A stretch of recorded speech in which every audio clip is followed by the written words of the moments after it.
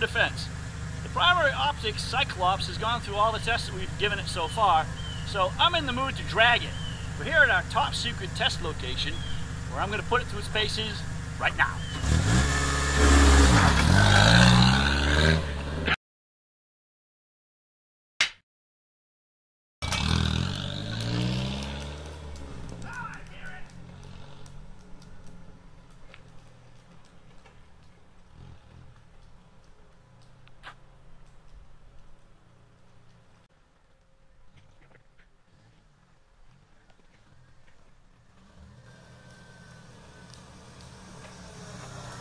It's going to work now.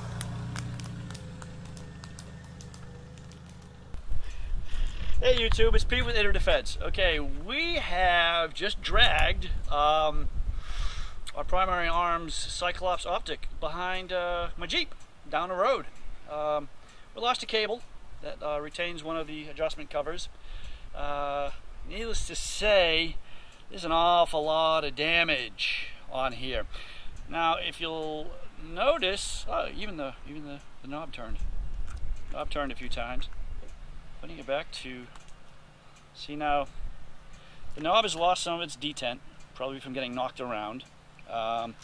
Obviously, the body's got some pretty good damage.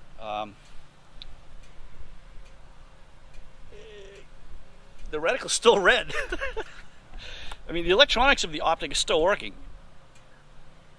The glass is intact, okay? All kidding aside, I mean, I just dragged this down the road, and realistically, I'd have to say, that's a lot more abuse than you're going to find on your weapon.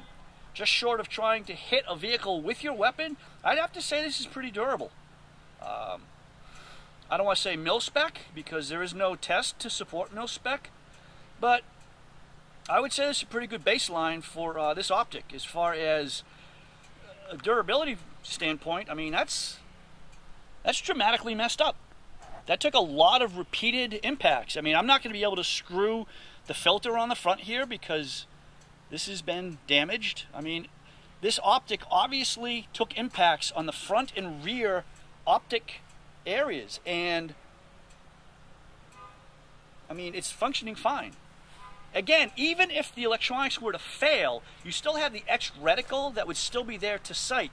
So, aside from the physical damage of the aluminum, and it's aluminum, so of course it's going to get chewed up pretty easily, and this is just a plastic cable, or this may be a steel cable, I'm not sure the composition of this material, but to that point, the caps are still in place, the battery cover is still in place. I may not be able to unscrew it because it looked like it got dented in several areas. The gap has changed because it did land on the battery cover. So maybe the next thing we can do is throw this back in the water and see if it's water resistant, or see if that's been compromised. But right now, so far, I'm still holding a functioning optic. This is Pete with Inner Defense. Defend freedom.